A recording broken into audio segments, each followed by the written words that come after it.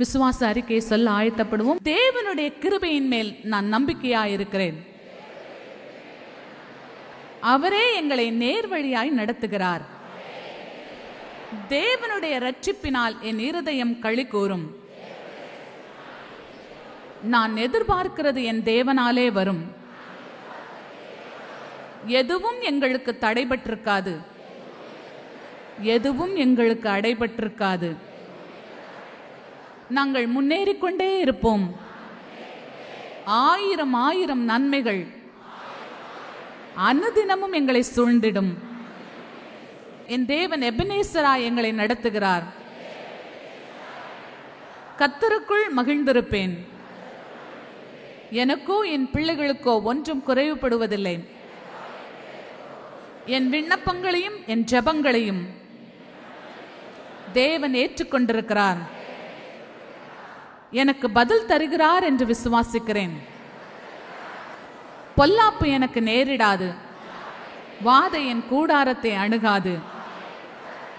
நான் கர்த்தருடைய கையிலே இருக்கிறேன். யாரும் அவருடைய கையிலிருந்து என்னை பறித்துக் கொள்ள முடியாது. நான் செய்ததை விட தேவன் எனக்கு ஏராளம் செய்கிறார்.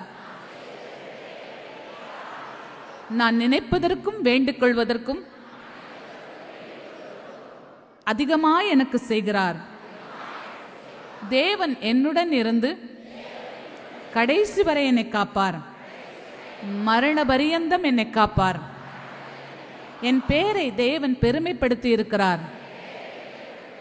நான் கவலைப்படவே மாட்டேன், பயப்படவும் மாட்டேன்.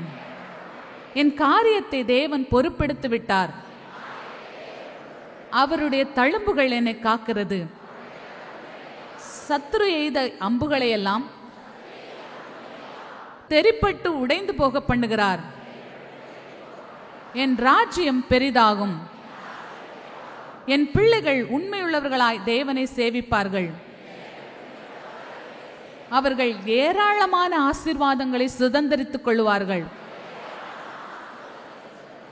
என் காலடியில் சர்ப்பங்கள் நசுக்கப்பட்டு போகும்.